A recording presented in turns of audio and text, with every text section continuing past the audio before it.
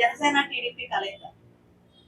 ముఖ్యంగా ఈ కలయిక గురించి మాట్లాడాలంటే చాలా మందికి చాలా అనుమానం. అంటే దాసరామ గారు ఉన్నారు కాబట్టి వేదికలో కొన్ని చాలా అనుమానాలు. అంటే స్టార్టింగ్ లో అది రిసీవ్ తొందరగానే చేసుకున్నారు, కాకపోతే చాలా అనుమానాలు ఇప్పటికీ ఉంటానే ఉన్నాయి. సో ఈ అనుమానాలు ఎన్ని ఉన్నప్పటికీ కూడా పవన్ కళ్యాణ్ గారైనా చిరంజీవి గారైనా కేవలం ప్రజా సంక్షేమం కోసం మాత్రమే ముందుకొచ్చారు. ప్రజా సంక్షేమం కోసం మాత్రమే ఆ రోజు కాంగ్రెస్ లో విలీనం చేసిన ఈ రోజు టీడీపీతో పొత్తు పెట్టుకున్నా కూడా. రెండింటికి కూడా చాలా మంది తేడా తెలియక వాగేవాళ్ళు చాలా మంది స్టార్టింగ్ లో ఉన్నారు. సో వాళ్ళందరికీ సమానం చెప్పుకుంటేనే ముందుకు వచ్చాం.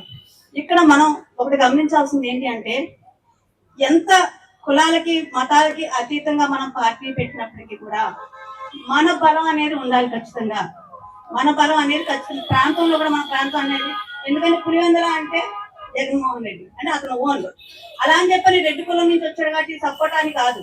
బలం ఖచ్చితంగా మన బలం మనకు ఉండాలి. అలానే ఆ సందర్భం ఎందుకు చెప్తున్నానంటే, నీలిపూడి గ్రామం అనేది కడప నియోజకవర్గంలో మొన్న నీలిపూడి గ్రామంకి వెళ్ళాను. అక్కడ గ్రామంలో 1200 ఓట్లు ఎంత ఉంటే సర్పంచ్ 900 ఓట్ల మెజార్టీతో గెలిచాడు. ఆ గెలిచిన తర్వాత వాళ్ళని ఇంత మెజార్టీ వచ్చిందా ఇంత ఏంటని అడిగితే వాళ్ళ గ్రామం గురించి చెప్పుకుంటూ వచ్చారు.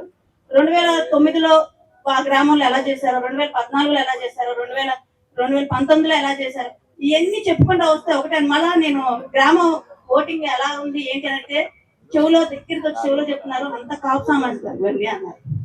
నేనన్నా ఎందుకు కాపు సామాజిక అంటే అంత సైలెంట్ గా అంత చెవులో చెప్పాల్సినంత అవసరం ఏంటి? నిజంగా నీలిపూడి గ్రామాన్ని కనుక ప్రతి ఒక్కరు ఆదర్శంగా తీసుకుంటే పవన్ కళ్యాణ్ గారు 2019లోనే సీఎం అయ్యేవారు కదా. కానీ ఎందుకు అవ్వలేదు అంటే కేవలం మధ్యలో చాలా మంది వచ్చి పొలాలు పెట్టేవాళ్ళు ఎక్కువ. అంటే నేను నా కాపు సోదరులు అందరినీ ఏదో అంటున్నాను అనుకోవద్దు, తొందరగా నమ్మేస్తారు ఏదన్నా సరే, పూర్తిగా పక్కన చెప్పే మాటలు పూర్తిగా నమ్మేస్తారు. కాబట్టి ఆ నమ్మకం మీద ముందుకు వెళ్ళి మా అన్నయ్య పోటీ చేశాడు, మా తమ్ముడు పోటీ చేశాడు, లేదా ఇంకోళ్ళ అని ఇలా మాట్లాడుకుంటూ వెళ్తారు. కాబట్టి ఇలా విచ్ఛిన్నం అయిపోతుంది. లేకపోతే ఎంత ఓటింగ్ అండి? 27% అంటున్నారు. కనీసం 27% అంటే 22, 23 అన్నా ఉంటుందిగా కన్ఫర్మ్ గా. అంటే ఒక రాష్ట్రాన్ని శాసించే సామాజిక వర్గం, ఒక బలమైన సామాజిక వర్గం. నేను ఊరికే అంటలా, నేను ఒక కమ్మ సామాజిక వర్గం నుంచి వచ్చి ఈ మాట ఎందుకు చెప్తున్నానంటే, కమ్మ సామాజిక వర్గం మహా అయితే 3 నుంచి 4% ఉంది. అంటే సగం ఓటింగ్ అమెరికాలో ఉంటుంది అనుకోండి. అయినా కూడా శాసించే స్థాయిలో ఉంది. ఎందుకు ఉంది శాసించే స్థాయిలో? నేను ఒక్కడే అందరినీ అంటే ఇప్పుడు కూడా మేము రెడీగానే ఉన్నాం ఓటేయడానికి. కానీ పవన్ కళ్యాణ్ గారు పొత్తు పెట్టుకున్నారు, మేము ఎంత బలంగా తయారయ్యా కూడా ఆయన వేరే మళ్ళీ ఆయన ముఖ్యమంత్రి అవుతారా అవరు అది పక్కన పెడతాం, అవరు కదా. ఇంకా మా కష్టం అంతా ఏంటి అనొచ్చు. ఇవన్నీ అసలు పక్కన పెట్టండి. అసలు పవన్ కళ్యాణ్ గారు మీరు ఒకటి గమనించండి, ఆ రోజు ఎన్టీ రామారావు గారు పార్టీ పెట్టినప్పుడు కూడా ఆయన ఒక 60 సంవత్సరాలు 62 సంవత్సరాలు జీవితాన్ని పూర్తిగా ఆర్థికంగా అన్ని రకాలుగా అనుభవించి పూర్తి స్థాయిగా బయటకు వచ్చి జోలు పట్టుకొని తిరిగారు. ఆయన పార్టీ నడపడానికి జోలు పట్టుకొని తిరిగారు. కానీ పవన్ కళ్యాణ్ గారు ఆయన సొంత డబ్బులతో, ఆయన రెక్కల కష్టంతో పూర్తి స్థాయిగా ఎవరికి ఆశించకుండా ఈ రోజు 10 సంవత్సరాల నుంచి ఒక ప్రతికూల పరిస్థితుల్లో కూడా పార్టీ నడుపుతున్నారంటే అంతకన్నా దమ్మున నాయకుడు ఎక్కడైనా ఉన్నాడా? ఆయన పూర్తిగా ఆయన దూకండి, ఆయన ఎక్కడికి వెళ్ళమంటే వెళ్ళండి, ఎక్కడ ఎవరికి ఓటేయమంటే వేయండి.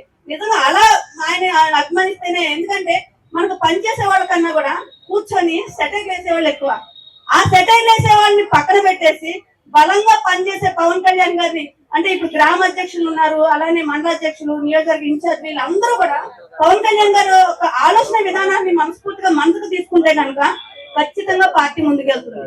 కానీ కేవలం రాజకీయ అవసరాల కోసమే నేను మాత్రం ఎదగాలి, నేను ఉండాలి పార్టీలో, నేను మాత్రం ఎందుకంటే ఈ పార్టీ నాది కదా అన్నట్టుగా ఉంటే మాత్రం పార్టీ ఎప్పటికీ వెళ్తుంది.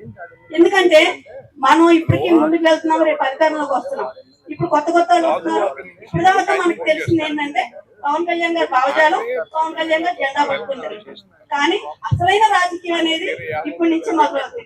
ఎందుకంటే కొత్త వాళ్ళు రాజకీయాలు చేసేవాళ్ళు ఏమీ లేని చోట ఆదరించిన మహారాష్ట్ర అన్నట్టు ఇప్పుడు దాకా మనం అందరూ పెద్ద నాయకులుగా ఉన్నాం. కానీ ఇప్పుడు వచ్చే నాయకులతో కంపేర్ చేస్తే మనం ఎక్కడుంటాం? అంటే అలాంటి పరిస్థితులు వచ్చినప్పుడు మన జిల్లా అధ్యక్షులు, మన నియోజకవర్గ ఇన్ఛార్జీలు, మన గ్రామ అధ్యక్షులు వీళ్ళే మనల్ని కాపాడుకుంటూ రావాలి. వీళ్ళే బలంగా ఎక్కడైతే పనిచేస్తున్నారో వాళ్ళందరినీ కాపాడుకుంటా రేపు అధికారంలోకి వచ్చేటప్పటికి ఈ 10 సంవత్సరాలు జెండా పోసిన దానికి వారికి ప్రతిఫలం దక్కేలా చూసుకోవాలి. లేదు అంటే ఎక్కడుంటామో ఎలా ఉంటామో కూడా ఎవరికి తెలియని పరిస్థితి. ఎందుకంటే ఇది జరిగేది కాబట్టి ప్రతి ఒక్కరికి ముందే చెప్తున్నాను. అలానే గన్నవరం నియోజకవర్గం తీసుకుంటే మనం గెలిపిద్దామా లేదా అది కాదండి, ఎంత మెజారిటీతో అంటే రాష్ట్రంలోనే అత్యధిక మెజారిటీతో గన్నవరం నియోజకవర్గం గెలవాలని చెప్పని మనస్ఫూర్తిగా కోరుకుంటున్నాను.